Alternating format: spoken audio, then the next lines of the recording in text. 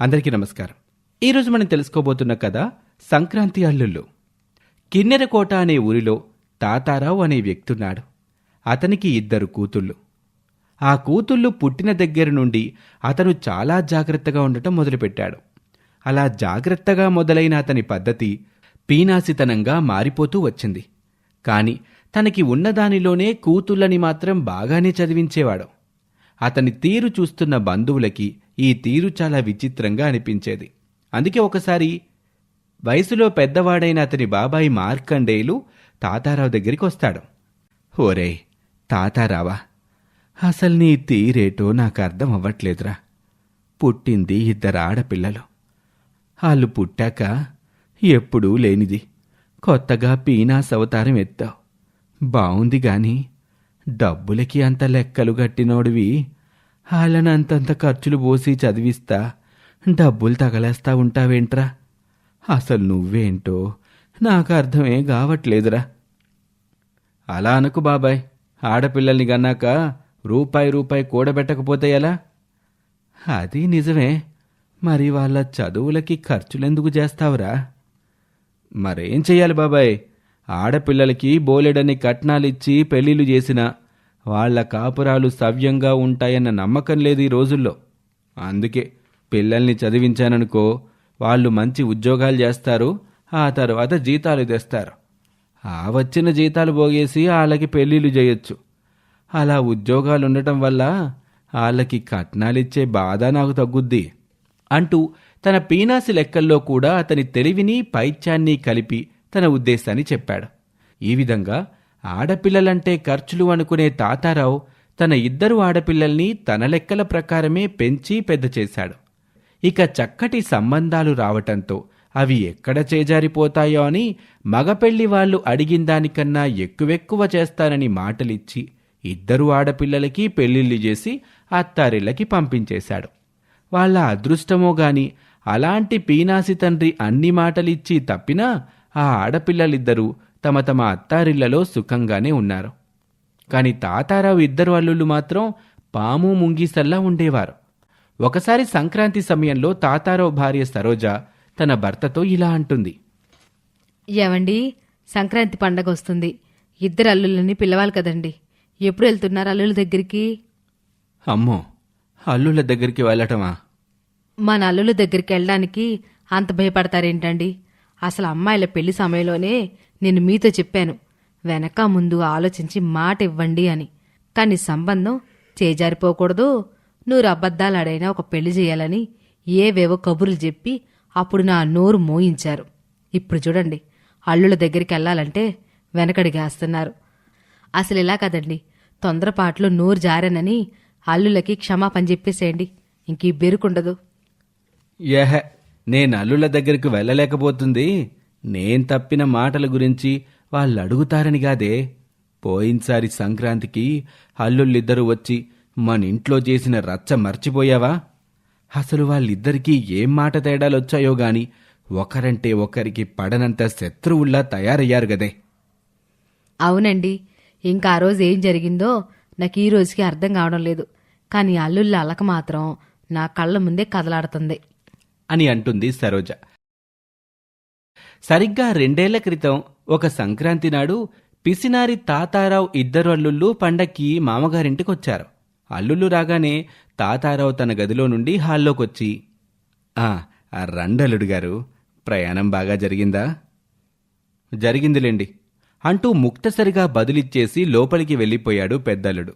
ఇంతలోనే చిన్నల్లుడొచ్చాడు. అతన్ని కూడా పలకరించాడు తాతారావు. బాగున్నారా అల్లుడుగారు? ప్రయాణం కాస్త లేట్ అయినట్టుంది. అవునండి అంటూ అతను కూడా ముక్తసరిగా బదులిచ్చి లోపలికి వెళ్ళిపోయాడు. అలా అల్లుళ్ళు ఎందుకని అలా ముక్తసరి జవాబులిచ్చారో తెలియక తాతారావు సతమతమయ్యాడు. 2 రోజుల తర్వాత పెద్దల్లుడు తన భార్యతో తమ గదిలో ఇలా అంటాడు. ఈ ఇంటికి పెద్దల్లున్నవటమంత సిగ్గుమాలిన పని మరొకట్లేదు. అసలు ఇంటికి పెద్దల్లుని అనే ఆలోచన ఏమైనా ఉందా మీ నాన్నకసలు? అది కదండి, అసలు ఏం జరిగిందో చెప్తే కదా తెలిసేది. ఏంటే తెలిసేది? నాకు మీ పుట్టింట్లో అవమానం జరిగింది. అందుకే నేను మన ఇంటికి వెళ్ళిపోతున్నాను. నీకు ఇష్టం వచ్చినన్ని రోజులు ఇక్కడే ఉండి రా నువ్వు అంటూ ఏ కారణం చెప్పకుండానే అప్పటికప్పుడు తన లగేజీ తీసుకుని ఆ పెద్దల్లుడు వెళ్ళిపోయాడు. అప్పుడు తమ గదిలో నుండి హాల్లోకి వచ్చి ఆ ఇంటి చిన్నల్లుడు పెద్దగా కేకలు వేస్తూ, మావయ్య, అసలు మీకు నేనంటే లెక్కుందా? నన్ను పిలిచి ఇలా అవమానించటం ఎందుకు? అయ్యో, అసలేం జరిగిందల్లుడు? దేని గురించి మీరు మాట్లాడేది? అంతేలేండి, మీకు చిన్నల్లుడంటే లెక్కే ఉందనిలే మీకు నేను చెప్పేది అర్థం కావటానికి. అందుకే నా బాధని అర్థం చేసుకోలేని మీ ఇంట్లో నేను ఇంకొక్క క్షణం కూడా ఉండను అంటూ చిన్నల్లుడు కూడా మామగారి మీద అలిగి వెళ్ళిపోయాడు. అలా అని అత్తగారికి గతం గుర్తుకొచ్చింది. ఆ రోజు అసలు ఏం జరిగిందో, వాళ్లలో వాళ్ళు ఏం మాట్లాడుకున్నారో ఏమీ తెలియదు గాని ఉరుమురిమి మంగళం మీద పడ్డట్టు తాతారావు ఇద్దరల్లుళ్ళు తమ మామ మీద కోపంతో వెళ్ళిపోయారు. ఇప్పుడు మళ్లీ సంక్రాంతి పండుగ వచ్చింది. అల్లుళ్ళని ఆహ్వానించాల్సిన సందర్భమూ వచ్చింది. అందుకే తాతారావు తన అల్లుళ్ళని పిలవటానికి తటపటాయిస్తున్నాడు. కాని సంక్రాంతి పండక్కి అల్లుళ్ళని ఇంటికి పిలవకపోతే కూతుళ్ల కాపురాల్లో నిప్పులు పడతాయేమోనని భయానికి తాతారావు మొదట పెద్దల్లుడి దగ్గరికి వెళ్ళి పిలిచాడు. అప్పుడా పెద్దల్లుడు, చూడండి మావయ్య, ఈసారి మీ చిన్నల్లుడిని కూడా పిలుస్తానంటే చెప్పండి, నేను సంక్రాంతికి రాను. నాకతని తీరు నచ్చలేదు అని అనటంతో ఏం బదిలివ్వాలో తెలియక అక్కడ్నుంచి చిన్నల్లుడి ఇంటికి వెళ్ళాడు. అక్కడ కూడా అతనికి అలాంటి జవాబే ఎదురైంది. చూడండి మావయ్య గారు, మీ పెద్దల్లుడు గనక ఈ సంక్రాంతికి మీ ఇంటికి వస్తున్నాడంటే చెప్పండి, నేను మీ గుమ్మంలో కూడా అడుగు పెట్టను అని చిన్నల్లుడు కూడా చెప్పేసరికి ఆ పీనాసి మామగారికి ఏం చెయ్యాలో తోచలేదు. అందుకే మౌనంగా తన ఇంటికి వెళ్ళిపోయి జరిగిన విషయం భార్యతో చెప్పి తన గదిలో కూర్చొని మనసులో, అమ్మయ్యా, అల్లుళ్ళిద్దరూ ఈసారి రానన్నారు కాబట్టి ఇంక నాకీ ఏడాది సంక్రాంతి పండుగ ఖర్చులు తగ్గినట్టే. వాళ్ళిద్దరూ ఎందుకు గొడవపడ్డారో తెలియదు గాని నాకు మాత్రం మేలే జరిగింది అంటూ నీచంగా డబ్బులు మిగులుతాయని సంబరపడసాగాడు ఆ పిసినారి మామగారు. అలా అల్లుళ్ళు రారు గనక ఈ ఏడాది సంక్రాంతి పండుగ చాలా తేలిగ్గా జరుపుకోవచ్చునని తాతారావు అనుకుంటున్న సమయంలో పండక్కి 2 రోజుల ముందే ఇద్దరల్లుళ్ళు ఇంటికొచ్చేశారు. కాని ఈసారి వాళ్లలో వాళ్ళు గొడవపడ్డం మానేసి ఒకరితో ఒకరు పోటీలు పడ్డం ప్రారంభించారు. మావయ్య గారు, మీరు పిలిచారు కదా అని మీ మాట తీసేలేకొచ్చాను. కాని ఇంటి పెద్దలుడిగా నాకుండాల్సిన మర్యాదలో మాత్రం ఏ లోటు రాకుండా చూసుకోండి. మావయ్య, ఈ ఇంటికి లేటుగా వచ్చినా లేటెస్ట్ అల్లుని నేను, కాబట్టి మీ ట్రీట్మెంట్లో ఏ లోపం వచ్చినా ఊరుకోను అని చెప్పి అల్లుళ్ళిద్దరూ కలిసి పోటీలు పడి ఆ పిసినారి మామగారికి ఖర్చులు పెంచేయసాగారు. చక్కగా వండిపెట్టే అత్తగారుండటం వల్ల ఆ అల్లుళ్ళిద్దరూ కొత్త కొత్త రుచుల్లో పిండి వంటల్ని, ఖరీదైన పదార్థాలని కావాలని అడగటం, ఆ అత్తగారు గడగడలాడిపోతూ అవన్నీ వండిపెట్టటం. పండక్కి 2 రోజుల ముందుకే 10 లీటర్ల నూనె డబ్బాలు ఖాళీ అయిపోయాయి ఆ ఇంట్లో. 2 కేజీల నెయ్యి కూడా వంట పదార్థాల్లో చేరిపోయింది. ఈ విధంగా జీడిపప్పు హల్వా కావాలని ఒకరడిగితే పిస్తా పప్పు మైసూర్పాక్ కావాలని మరొకరు. అలా పోటీల మీద పోటీలు పడి పీనాసి మామగారి ఇల్లుని గుల్ల చేయటంలో అల్లుళ్ళిద్దరూ మహాజోరు మీదున్నారు. అదంతా చూస్తూ ఆ పీనాసి మామ, అయ్య బాబోయ్, కడుపుతో ఉన్నప్పుడు కూడా నా కూతుళ్ళు ఇన్ని కోరికలు కోరలేదే, ఎన్నాళ్ళు అల్లుళ్ళు నా మీద ఎందుకు కలిగారా దేవుడా అనుకున్నాను. కానీ ఇప్పుడు ఈ అల్లుళ్ళు నా మీద ఇలా ఖర్చులతో దాడికి దిగటం కన్నా అలా అలిగుండటమే నయమనిపిస్తుంది. ఏళ్ల తరబడి రూపాయి కూడబెట్టిన డబ్బులన్నీ సంక్రాంతి పుంజుల్లా పోటీలు పడి మరీ తినేస్తున్నారే ఈ అల్లుళ్ళు అని అనుకొని తనలో తాను మాట్లాడుకుంటుంటే అప్పుడక్కడికొచ్చిన తాతారావు అల్లుళ్ళిద్దరూ తమ మామగారితో ఇలా అంటారు. చూడండి మావయ్య, మీరు మాకు పెట్టే ఖర్చుల గురించి ఆలోచిస్తున్నారని మాకు తెలుసు. అంతేకాదు మావయ్య, అసలు ఈ అల్లుళ్ళిద్దరూ ఎందుకు ఇంతకాలం కొట్లాడుకున్నారు, ఇప్పుడెందుకిలా మా ఇంటి మీద పడ్డారనుకుంటున్నారు కదూ? అబ్బే, అలా ఏం లేదల్లుళ్ళు. చూడండి మావయ్య గారు, మాకు మీ పిల్లల్నిచ్చారు, అందుకు చాలా సంతోషం. ఎందుకంటే మమ్మల్ని అర్థం చేసుకొని మా కాపురాల్ని చక్కగా నడుపుతున్నారు కాబట్టి. కానీ వాళ్లతో మా పెళ్లిళ్ళు చేయడానికి మీరు చేసిన అబద్ధపు ప్రామిస్లున్నాయి చూడండి, అవే మాకు కోపాన్ని తెప్పించాయి. అవును, నిజమే మావయ్య, మాకింత కావాలని మేమేమీ అడగలేదే ఏనాడు. కానీ మీ ఆర్భాటానికి పోయి మీరే అనవసరంగా మాకు ఇది ఇస్తాం, అది ఇస్తాం, అది చేస్తాం, ఇది చేస్తామని పెళ్లికి ముందు అందరి బంధువుల సమక్షంలో మాటిచ్చారు. పోని అవైనా తీర్చారా అంటే అది లేదు. మీ కారణంగా మా బంధువుల ముందు మేము తలదించుకోవాల్సొచ్చింది. ఇచ్చిన మాట తప్పారని మీకు మాటొచ్చింది. ఈ విషయాన్ని మీకు మాటల్లో చెప్పినా మీరు పెద్దగా లెక్క చేయరని మాకు అర్థమైంది. అందుకే నేను అన్నయ్య కలిసి మిమ్మల్ని మెంటల్ టెన్షన్ పెడితేనైనా మీరు దారికొస్తారనుకున్నాం. కానీ మీరు అలిగిన అల్లుళ్ళని మొహమాటానికి పిలిచి మేము రావణగానే ఊరుకున్నారు. అంటే మీరేమీ మారలేదు. చూడండి మావయ్య, మీ పిల్లల్ని చేసుకున్నాం కదా అని మీ నుంచి మేమేమీ ఆశించాం. అసలు మా గురించి మీరు ఆలోచించడం కూడా తప్పే. అంతేకాదండి, తీర్చే శక్తి కానీ ఉద్దేశం కానీ లేకపోతే ఒక్క మాట కూడా ఇవ్వకూడదు. అది తెలుసుకోండి. మీకు ఈ విషయాలు తెలియాలనే నేను తమ్ముడు కలిసిచ్చిన షాక్ ట్రీట్మెంటే ఎన్ని రోజుల ఖర్చులు. మా కోసం మీరు ఖర్చు చేసిన ప్రతి పైసా మేమే మీకు ఇచ్చేస్తాం. ఇక నుంచైనా అల్లుళ్ళ ముందు మీరు తల వంచుకునే పరిస్థితి తెచ్చుకోకండి. మీ అల్లుళ్ళు వాళ్ళ బంధువుల ముందు తల వంచుకునే పరిస్థితిని తేకండి అని అల్లుళ్ళిద్దరూ చెప్పిన విషయాలని, తను ఖర్చు చేసిన ప్రతి పైసా తిరిగిచ్చేస్తామని వాళ్ళన్న మాటలకి పిసినారి తాతారావు మనసు చివుక్కుమంది. తన అల్లుళ్ళు తనకి ఏం గుణపాఠం చెప్పాలనుకున్నారో అప్పుడు తనకి అర్థమైంది. అందుకే తన తప్పుని తాను తెలుసుకుని దాన్ని సరిదిద్దుకోవటానికి, నా పీనాసితనం వల్ల నేను మిమ్మల్ని చాలానే ఇబ్బంది పెట్టానని ఇప్పుడు తెలుస్తుంది అల్లుళ్ళు. నన్ను క్షమించండి. 2 కూతుళ్ళున్నారు. నేను వాళ్ళకి అన్నీ సరిగా అమర్చగలనో లేదో అన్న భయంతోటే ఈ పొదుపు మొదలెట్టాను. అది కాస్త నాలో పీనాసితనంగా మారిపోయి పాతుకుపోయింది. దాన్ని సరిచేయటానికి చాలా అబద్ధాలు కూడా ఆడేవాణ్ణి. ఇక నుండి మీకు మాటొచ్చేలా గాని నేను మాట పడేలా గాని నడుచుకోనయ్యా. ఈ సంక్రాంతితో మీ పీనాసి మామ చనిపోయాడు అంటూ మారిన మనిషిగా తన అల్లుళ్ళని సాదరంగా గౌరవించుకున్నాడు. అలా ప్రతి ఏడాది వచ్చే సంక్రాంతి కన్నా ఈ ఏడొచ్చిన సంక్రాంతి ఆ అల్లుళ్ళకి, ఆ అత్తారింట్లో వాళ్ళకి చాలా ఆనందాల్ని మిగిల్చే వెళ్ళింది. తాతారావుకి బుద్ధి చెప్పింది. ఇది ఇవాల్టి కథ. మరొక కథలో మళ్ళీ కలుద్దాం. నమస్తే. సుందర్లంక అనే ఊరిలో నవీన్, ప్రవీణ్ అనే 2 అన్నదమ్ములున్నారు. అందులో పెద్దవాడు నవీన్.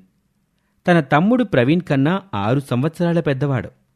పైగా తమ్ముడి చదువు అవుతూ ఉండగానే ఆ అన్నకి పెళ్లి కూడా జరిగిపోయింది. ఆ ఇంటి పెద్ద కోడలి పేరు సునీత. ఆమె కోడలిగా ఆ ఇంట్లో అడుగుపెట్టిన తరువాత త్వరగానే ఆ మనుషుల్లో కలిసిపోయింది. తన గారాల మరిదిని కన్న కొడుకులా చూసుకునేది ఆ ఇల్లాలు. అందుకే ఆ కుటుంబంలో వాళ్ళందరి మధ్య చాలా ఆప్యాయతలు ఉండేవి. అలా ఏళ్లు గడుస్తున్నాయి. ఇంటి పెద్ద కొడుక్కి, కోడలికి ఎంతకీ సంతానం కలగటం లేదు. పిల్లల కోసం వాళ్ళు చెయ్యని పూజలూ లేవు, మొక్కని మొక్కులూ లేవు, కలవని డాక్టర్లూ లేరు. అయినా సరే ఆ దేవుడి చూపు ఆ జంట మీద లేనట్టు వాళ్ళకి ఎందుకో సంతానం కలగటం లేదు. వాళ్ళు ఆ దిగుల్లో ఉండగానే చిన్నవాడు ప్రవీణ్కి చదువు పూర్తి కావటం, మంచి ఉద్యోగం రావటంతో అతనికి పెళ్లి చేసే సమయం వచ్చింది. అప్పుడొకరోజు సునీత తన భర్తతో ఇలా అంటుంది. ఏవండి, ఇలా మనకి పిల్లలు లేరని మీరెంతకాలం దిగులు పడ్డా ఉపయోగం ఏంటి చెప్పండి. ఇప్పటికీ ఎన్నో టెస్టులు చేయించుకున్నాం, ఎన్నో మందులు వాడాం. కానీ మనకున్న సమస్య ఏమిటో ఆ డాక్టర్స్ కూడా చెప్పలేకపోతే మీరు నేను ఇలా బెంగ పెట్టుకుని ఉపయోగం ఏంటి చెప్పండి. ఎంతైనా మన ప్రవీణ్ బాబు మనకి బిడ్డలాంటి వాడే కదా. అతనికి చక్కని పిల్లని చూసి పెళ్లి చేద్దాం. వాళ్ళకి పిల్లలు కలిగితే మనకంతకన్నా కావలసిందేముంది చెప్పండి అని భార్య చెప్పిన విషయంతో నవీన్ కన్విన్స్ అయ్యాడు. అందుకే తల్లి తండ్రులు లేని ఆ కుటుంబానికి తనే పెద్ద మనిషిగా నిలబడి తన తమ్ముడు ప్రవీణ్కి సుశీల అనే ఒక చక్కటి అమ్మాయిని చూసి పెళ్లి జరిపించారు ఆ అన్నావదినలు. అలా ఆ ఇంటికొచ్చిన 2వ కోడలు కూడా వాళ్లలో బాగానే కలిసిపోయింది. దాంతో రామలక్ష్మణుల్లా ఉన్న ఆ 2 అన్నదమ్ముళ్లా అంతే సఖ్యంగా ఉండే తోటికోడలు దొరకటంతో వాళ్ల కుటుంబం ఆనందంగా ఉంది. కాని ఆ అన్నదమ్ములకి శాపమో వాళ్ళుంటున్న ఇంటి వాస్తుదోషమో తెలియదుగాని పెళ్ళై 3 ఏళ్లు గడిచినా ఆ 2వ జంటకి కూడా పిల్లలు కలక్కపోవటంతో ఆ 2 జంటల్లో చాలా దిగులు మొదలైంది. ఏవండి, అసలు మనకే ఎందుకండి ఇలా జరుగుతుంది? పాపం అక్కయ్య వాళ్ళకి ఇన్నాళ్ళైనా పిల్లలు కలగలేదు. పోని మనకి పిల్లలు పుడితేనైనా వాళ్ళు అమ్మా నాన్నలు అవుతారు కదా అని ఇటు మనం కానీ అటు అక్క బావగారులు కానీ చాలా ఆశపడ్డాం. కానీ చివరికి మనకు కూడా ఇలా సంతానం కలగపోవడం ఏంటో అర్థం కావడం లేదండి. అలా బెంబేలెత్తిపోకు సుసి. ఈ మధ్యనేగా డాక్టర్ని మార్చాం. కొత్తగా ట్రీట్మెంట్ మారింది కదా. మరి కొంతకాలం వేచి చూద్దాంలే, పిల్లలు కలుగుతారేమో. ఇప్పటి నుండే నువ్వు ఇలా అయిపోతే పిల్లల విషయంలో మనకి సమస్య పెద్దదిగా అవ్వచ్చు అని అప్పటికైతే తన భార్యకి ఏదో సర్ది చెప్పాడు ప్రవీణ్. అలా 6 నెలలు గడిచాయి. తర్వాత నిజంగానే సుశీల గర్భవతి అయింది. అంతే, ఆ 2 జంటల్లో ఆనందానికి అవధుల్లేవు. ఇక సుశీల గర్భవతి అయిన దగ్గర నుండి సునీత తన తోటి కోడల్ని కాలు కింద పెట్టనీయకుండా అన్ని పనులు తానే చేస్తూ ఎంతో జాగ్రత్తగా చూసుకోసాగింది. అలా గర్భవతి అయిన తన తోటి కోడల్ని తన సొంత కూతుల్లా చూసుకోసాగింది సునీత. మొత్తానికి 9 నెలల తరువాత సుశీల ఒక ఆడబిడ్డకి జన్మనిచ్చింది. ఆ తర్వాత ఇంట్లో పసిపాప కేరింతల పూలు పూచాయి. ఆ పుట్టిన కూతురికి ఉమా అని పేరు పెట్టుకొని తమ ఉమ్మడి కూతురిగా పెంచుకోవటం మొదలుపెట్టారు ఆ 2 తల్లులు. కాలం గడుస్తున్న కొద్దీ తన 2 తల్లులు 2 తండ్రుల మధ్య ఆ కూతురు చాలా గారాభంగా పెరుగుతుంది. పిల్లకి 15 ఏళ్ళొచ్చాక ఒకరోజు శుక్రవారం నాడు తనకి నీచుకూర కావాలని పట్టుబట్టింది ఉమ. అప్పుడు ఆమె తల్లి సుశీల కూతురి మీద కోపంగా, చూడు ఉమా, నీకప్పటి నుండి చెప్తూనే ఉన్నాను, ఇవాళ శుక్రవారం, రేపు శనివారం, ఇంట్లో నీచు కూర నేను వండను అని. చెప్తే నీకు వినిపించడం లేదా? ఇంకా 4 తగిలిని చెప్తాను. నువ్వు కొట్టినా సరే నాకు ఇవాళ చికెన్ కావాలి, చేసి పెట్టమ్మా అంటూ మొండికేసి కూర్చుంది ఉమ. అప్పుడు ఎంతకీ కూతురు మాట వినటం లేదని ఆమెను ఆ తల్లి కొట్టబోతూ ఉంటే ఇంతలో పెద్ద తల్లి సునీత అక్కడికొచ్చి తన తోటి కోడల్ని వారిస్తూ ఇలా అంటుంది. చెల్లి చెల్లి, ఎందుకమ్మని అలా కోపడుతున్నావు? చూడు పెద్దమ్మా, నాకు చికెన్ తినాలని ఉందంటే ఇంట్లో వంటనని నన్ను తిడుతుంది అని తన తల్లి మీదే కంప్లైంట్ ఇస్తుంది. నిజానికి ఇలాంటి సందర్భాల్లో పెంచిన తల్లి మీద కన్న తల్లులు నోరు పారేసుకుంటారు. నీ గారాబం వల్లే ఇది ఇలా తయారైందనో, నా కూతుర్ని ఎలా పెంచుకోవాలో నాకు తెలుసు అనో నోరు పారేసుకోవటం మనకి తెలుసు. కానీ ఇలాంటి సమయంలో కూడా ఆ తోటి కోడల మధ్య ఏ భేదాభిప్రాయమూ రాలేదు. తాము ప్రేమగా చూసుకుని తమ కూతురి మీద ఇద్దరి ప్రేమకి అంతే లేదు కనుక సునీత సుశీలతో ఇలా అంటుంది. చూడమ్మా సుశీ, పిల్లని పొలం దగ్గర తీసుకెళ్ళి అక్కడే దానికి కావలసింది వండి పెడతానులే. సాయంత్రం పిల్లకే అక్కడే స్నానం చేయించి ఇంటికి తీసుకొస్తాను. నువ్వేం దిగులు పడకో, దాని ఇష్టాన్ని ఎందుకు కాదనాలి చెప్పు. అది కాదక్కా, ఇప్పుడు నీకెందుకంత శ్రమ? మన బిడ్డకి మనం వండి పెట్టడంలో శ్రమ ఏంటి చెప్పు అని తమ ఉమ్మడి కూతురిని తీసుకుని పొలానికి వెళ్ళి అక్కడ ఆమెకు కావాల్సిన కూర వండిపెట్టింది. ఈ విధంగా చిన్నతనం నుండి తన తల్లి గారాబం కన్నా తన పెద్ద తల్లి గారాబమే చాలా ఎక్కువైపోయింది ఉమకి. అలా అంత గారాబం మధ్య పెరిగి పెద్దదైన ఉమ కాలేజ్ చదువుల దాకా వచ్చేసింది. ఎంత పెద్దదైనా ఆ పిల్లకి తల్లి ప్రేమ కన్నా పెద్ద తల్లి ప్రేమే ఎక్కువ స్వేచ్ఛని గారాన్ని పంచుతుంది అనే ఉద్దేశంలోకొచ్చింది ఉమ. అందుకే ఏ విషయాన్నైనా తన కన్నతల్లి వద్దంటుంది, కానీ పెద్ద తల్లి మాత్రం దాన్ని ఏదో రకంగా అందరినీ కన్విన్స్ చేసి ఉమ సరదాలని తీరుస్తుంది అనే సంతోషం ఉమలో పెరిగిపోయింది. అందుకే పెరిగి పెద్దయినాక ఒకరోజు తను చాలా కాలంగా ప్రేమిస్తున్న విజయ్ సంగతి చెప్పాలనుకుంది. అందుకే ఆ విషయం ఎలా చెప్పాలా అని తనలో తాను రిహార్సల్ చేసుకుంటూ ఉంటుంది. ఇప్పుడు నేను విజయ్ని ప్రేమించాను, తననే పెళ్లి చేసుకుంటాను. ఈ విషయం ఖచ్చితంగా అమ్మ ఒప్పుకోకపోవచ్చు. అలా అని ఈ విషయం ముందే పెద్దమ్మకి చెప్పామంటే అమ్మ ఫీల్ అవ్వచ్చు. అందుకే కాస్త రిస్క్ అయినా సరే ముందు మా అమ్మకే విషయం చెప్తాను. తను ఎలాగో కాదంటుంది. అప్పుడు నేను ఏడుపు ముఖం పెడతాను. వెంటనే పెద్దమ్మ వచ్చి నా తరపున మాట్లాడి అందర్నీ ఒప్పిస్తుంది. నాకు విజయ్కి పెళ్ళైపోతుంది అని అనుకొని తన ప్రపోజల్ని మొదట వెళ్ళి తన తల్లి సుశీలకి చెప్పింది. నిజానికి చిన్న చిన్న విషయాలకైతే సుశీల తన అభిప్రాయాన్ని వెంటనే చెప్పి తనకి ఇష్టం ఉంటే సరే అని, నచ్చకపోతే వద్దని చెప్పేసేది. కానీ ఇది పిల్ల పెళ్లికి సంబంధించిన విషయం, తన జీవితానికి సంబంధించిన విషయం కాబట్టి ఉమ చెప్పగానే ఆమె ఏమీ రియాక్ట్ అవ్వలేదు. పైగా చాలా ప్రశాంతంగా ఇలా అంటుంది. సరే నానా, ఈ విషయం పెద్దనాన్నకి పెద్దమ్మకి నాన్నకి చెబుతాను. అందరం కలిసి ఒక నిర్ణయం తీసుకుందాం. నువ్వు సంతోషంగా ఉండడమే కదా మా అందరికీ కావాలి అని తల్లి చెప్పిన మాట వినగానే ఉమ మతిపోయింది. నిజానికి తను ఊహించినట్టు తన తల్లి నెగటివ్గా రియాక్ట్ అవుతుందనుకుంది. కానీ ఇలా ఆమె పాజిటివ్గా మాట్లాడడంతో ఉమకి చిన్న సైజ్ షాకే తగిలింది.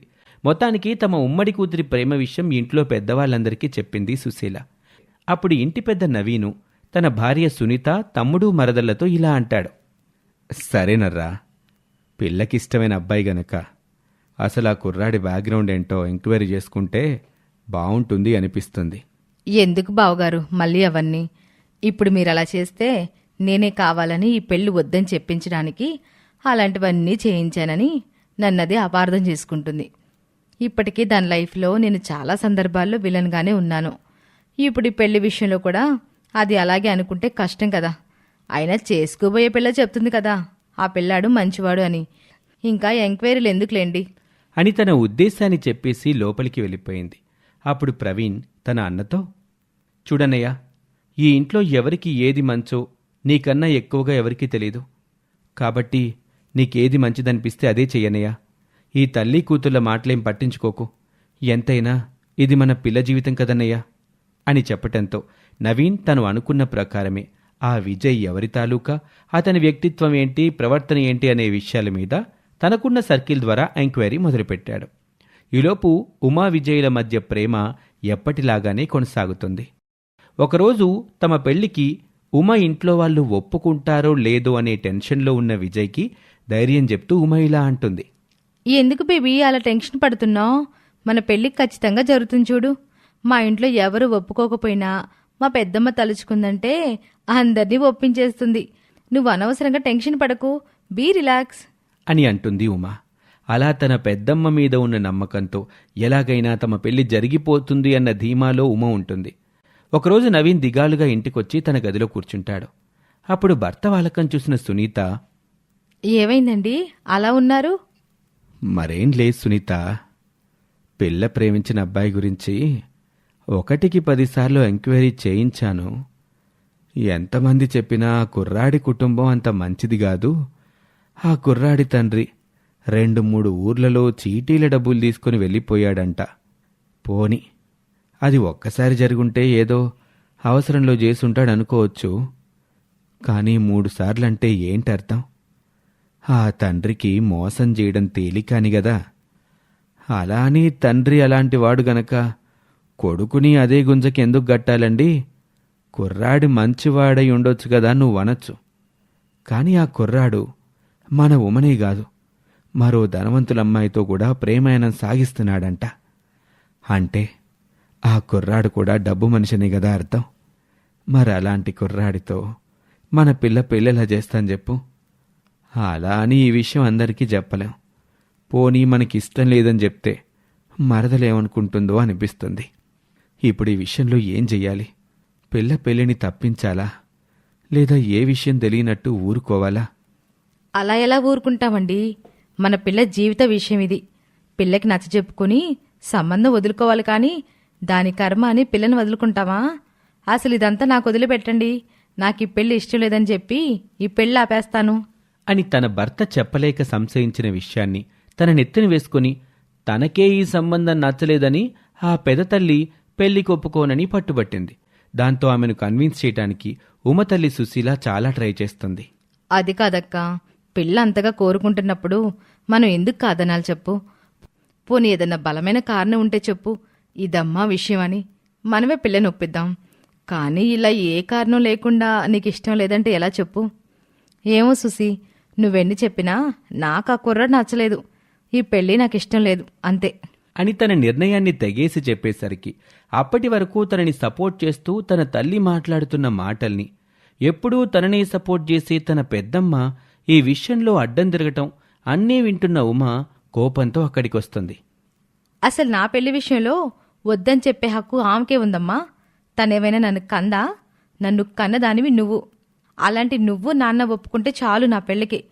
పిల్లల్ని కనలేని ఏ గొడ్రాలు నా పెళ్లి విషయంలో తల దూర్చనక్కర్లేదు అని ఒకేసారి కోపంలో ఉమ అంతమాట అనేసరికి సుశీలకి కోపం వచ్చింది. అందుకే నోరు జారిన కూతురి చెంప పగలకొట్టింది. అప్పుడు ఉమ మరింత ఉక్రోషంగా రెచ్చిపోతుంది.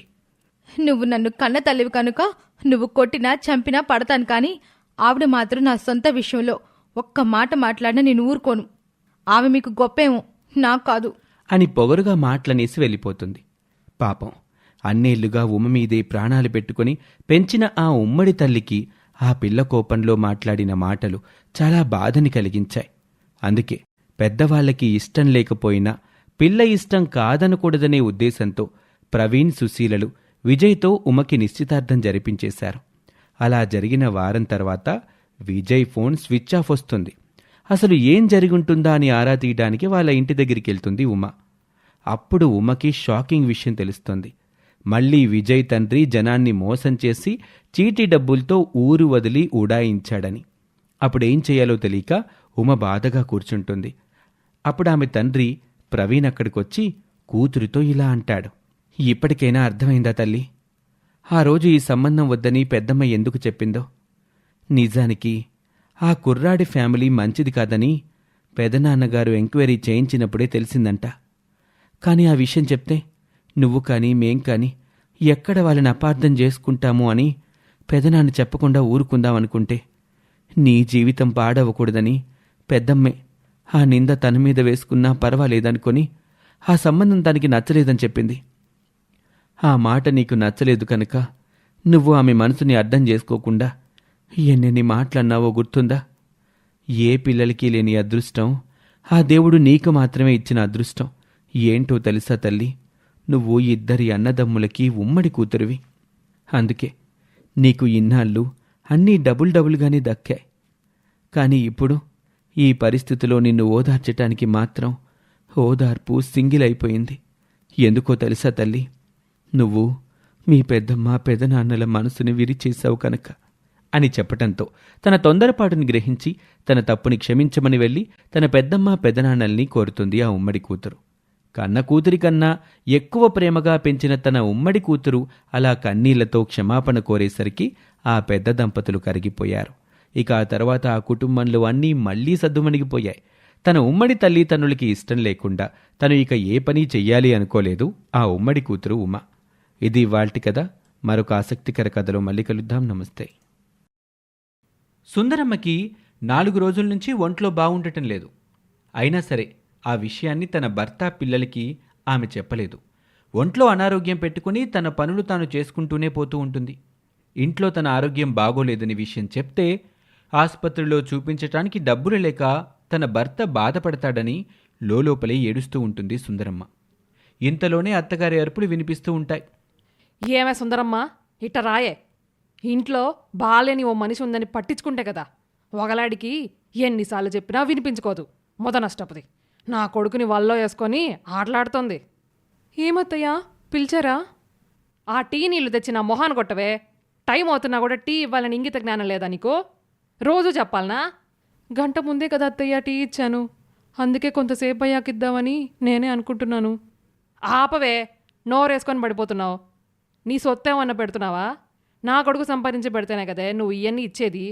నోరు మూసుకొని వెళ్ళి ఆ టీ తీసుకొచ్చి నా మొహాన్ని కొట్టు. అలాగే అత్తయ్య, ఇప్పుడే వేడి చేసి తీసుకొస్తాను. సుందరమ్మ బాధపడుతూనే వంటింట్లోకి వెళ్తుంది. ఇంట్లోనేమో పాలైపోయి ఉంటాయి. ఏం చేయాలో అర్థం కాదు సుందరమ్మకి. సరుకులు కూడా అయిపోవచ్చాయి. తన భర్త జీతం డబ్బులిచ్చి 2 నెలలవుతుంది. జీతం డబ్బులు తమ ఆఫీస్ వాళ్ళు ఇంకా ఇవ్వలేదని భర్త చెప్తూ ఉంటాడు. ఆమెకేమో టెన్షన్ ఎక్కువవుతూ ఉంటుంది. అయ్యో పాలు లేవే, ఇప్పుడు ఏం చేయను? ఓ పని చేస్తా, కొట్టుకు వెళ్ళి టీ అప్పు తీసుకొచ్చి అత్తయ్యకిస్తాను. ఇక సుందరమ్మ కొట్టుకు వెళ్తుంది. ఇదిగో శంకరన్న, ఓ టీ అప్పుగా కావాలన్నా. ఆయన రాగానే నీకు డబ్బులు తెచ్చిస్తాను. ఇంట్లో పెద్దావిడకు అర్జెంటుగా టీ ఇవ్వాలి. ఏమ్మా, మీ ఆయన ఊరేమన్నా వెళ్ళాడా? లేదే, రోజు ఇంటి నుంచి ఆఫీస్కి వెళ్తున్నాడుగా. ఇదే దారిలోనే కదా వెళ్ళేది. నీకు కనపడట్లేదా? నేను రోజు గమనిస్తూనే ఉన్నానమ్మా. మీ ఆయన కనిపించి వారం రోజులు అవుతుంది. అందుకే నిన్ను అడిగాను. మా ఆయనతో ఏమన్నా చెప్పాలా అన్నా? నా దగ్గర 5,000 తీసుకొని వారం అవుతుందమ్మా. 2 రోజులు ఇచ్చేస్తా అన్నాడు. మళ్ళీ కనిపించట్లేదు. నేనే ఇంటికి వద్దామని అనుకుంటున్నాను. మళ్ళీ వస్తే బాగోదు కదా అని ఊరుకున్నాను. అయ్యో, నాకు ఈ విషయం తెలియదన్నా. రాత్రికి ఈ విషయం గురించి అడిగి తెలుసుకుంటాను అని శంకరన్నకు చెప్పి సుందరమ్మ అక్కడి నుంచి ఇంటి దారి పడుతుంది. అంత జరిగాక టీ కూడా ఎలా తెస్తుంది పాపం? టీ వద్దనుకుంటుంది. ఇంటికి చేరుకున్నాక కూడా ఆమెకు అదే విషయం గుర్తుకొస్తూనే ఉంటుంది. నా మొగుడు ఏ రోజు నా మాట కాదని ఇలా చేయడే. ఇప్పుడు ఈ అప్పెందుకు చేసినట్టు? అంటే నాకు తెలియకుండా ఏదో దాస్తున్నాడనమాట. ఏమే, టీ తేవడానికి ఇంతసేపా? ఏం చేస్తున్నావే? లోపల ఏమన్నా గుడ్లు పెడుతున్నావా? తొందరగా టీ తీసుకురావే. ఇక అత్తగారి మాటతో వంటగదిలో సుందరమ్మ ఉలిక్కి పడుతుంది. వెంటనే ఇంట్లో ఉండే టీ ఆకుతో డికాషన్ చేసి పెడుతుంది. అది తీసుకెళ్లి అత్తగారికి ఇస్తుంది. ఇదిగో అత్తయ్య, తీసుకోండి. ఏంటే ఇదేంటి ఇంత నల్లగా ఉంది? టీ తెమ్మంటే నాకేమైనా విషం కలుపుకొచ్చావా ఏంటి? ఇంట్లో పాలైపోయాయి అత్తయ్య. మీ అబ్బాయి జీతం ఇచ్చి 2 నెలలు అవుతుంది. ఇంట్లో సరుకులు కూడా అయిపోయాయి. ఏం చేయను అత్తయ్య, అందుకే మీకు డికాషన్ ఇచ్చాను. కోడలు చెప్పిన మాటలకి అత్తగారికి కోపం వస్తుంది. కానీ ఏమీ అనలేదు. సర్లే ఎల్లు, నీ పని చేసుకోపో. ఇక ఇంతలోనే అక్కడికి పిల్లలు వస్తారు. అమ్మా, నాకు వెంటనే టిఫిన్ తీసుకురా. అమ్మా, నాకు కూడా తీసుకురా, స్కూల్కి టైం అవుతుందమ్మా. అబ్బబ్బా, అట్ట అరవకండ్రా, కాస్త మెల్లగా అడగచ్చు కదా వేధవా. వస్తే ముసలి, మా అమ్మ మా ఇష్టం, నిన్నేమన్నా అడుగుతున్నావా ఏంటి? ఇదిగో ఇద్దరిట్ట రండి, మీకో విషయం చెప్పాలా. మాకు టైం లేదు, టిఫిన్ చేయాలి, స్కూల్కి వెళ్ళాలి. వస్తే ఏమిస్తావేంటి? మీరు గనక నా దగ్గరకు వచ్చి నేను చెప్పిన మాట వింటే మీకు గొప్ప బహుమతి ఇస్తాను. ఆ బహుమతి కావాలంటే వెంటనే రండి. అవునా? అయితే చెప్పు చెప్పు. ఇద్దరూ ఆతురతగా నానమ్మ దగ్గరికి వస్తారు. చూడండి, నేను మీకు ఒక కథ చెప్తా, జాగ్రత్తగా వినండి. ఓ ఊళ్ళో తల్లి కొడుకు ఉంటారు. ఆ అమ్మ తన కొడుక్కి ఓ అమ్మాయితో పెళ్లి చేస్తుంది. పెళ్లి చేసుకున్న తర్వాత ఆ కొత్తగా వచ్చిన అమ్మాయి తన బిడ్డని బాగా వల్లో వేసుకుంటుంది. మెల్లగా కొడుకు తల్లికి దూరం అవుతాడు. భార్య చెప్పే మాటలే వింటాడు. నానమ్మ, ఈ తలనొప్పి కదలన్నీ మాకొద్దు, బోర్ కొడుతుంది, మేము వినలేం. చూడు బాబు, నువ్వే జాగ్రత్తగా వినాలి. ఇది ఎందుకు చెప్తున్నానో నీకు చివర్లో అర్థం అవుద్ది. సరే చెప్పు. ఇక అత్తగారు మళ్ళీ కథ చెప్పటం మొదలు పెడుతుంది. పెళ్ళాం మీద ప్రేమ ఇష్టంతో తన కొడుకు తన భార్య మాటే వింటాడు. తల్లిని పట్టించుకోవడం మానేస్తాడు. అలా ఓ రోజు తన తల్లికి అనారోగ్యం చేస్తుంది. ఇంట్లో పనులు చేయదు. ఇంట్లో పనులు చేయకపోయేసరికి కోడలికేమో కోపం వస్తుంది. తన భర్తతో చెప్పి తల్లిని దూరంగా వదిలే వచ్చమంటది. భార్య మాట ప్రకారం ఆ వ్యక్తి తన తల్లిని ఒక కారు అడవిలో వదిలేసి వెళ్ళిపోతాడు. కొంత దూరం వచ్చిన తర్వాత అతను తల్లి దగ్గర ఉన్నటువంటి చైన్ తీసుకోవాలని మళ్ళీ వెనక్కి వెళ్తాడు. ఆ సమయంలో తల్లికి భీకరమైన అడవి జంతువుల అరుపులు వినిపిస్తూ ఉంటాయి. పాపం ఏడుస్తూ ఉంటుంది. ఆ జంతువులు ఆ తల్లిని చంపేశాయి నానమ్మ. లేదు బాబు, జంతువుల అరుపుల శబ్దానికి ఏడుస్తూ ఆ తల్లి ఇట్ట అనుకుంటుంది, నా బిడ్డ ఒంటరిగా నన్ను వదిలిపెట్టి వెళ్ళాడే, ఈ కారడవిలో జంతువులు తనని ఏమీ చేయకుండా ఉండాలి దేవుడా, నా బిడ్డని నువ్వే కాపాడు, కావాలంటే నా ప్రాణాలు తీసుకో అని నా బిడ్డను మాత్రం క్షేమంగా ఇంటికి చేర్చు, భార్యతో బతికేలా చేయి అని దేవుణ్ణి ఏడుకుంటూ ఆ తల్లి ఏడుస్తూ ఉంటుంది. ఆ కథ చెప్తూ నానమ్మ కళ్ళల్లో కన్నీళ్ళు వస్తాయి. ఏడవకు నానమ్మా.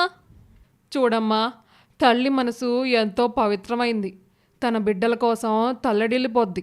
రోజు మీ అమ్మ ఈ ఇంటిని కాపాడడం కోసం, మిమ్మల్ని ఆనందంగా ఉంచడం కోసం ఎంతో శ్రమిస్తుంది. అందుకే మీ అమ్మను మాత్రం బాధ పెట్టకండి.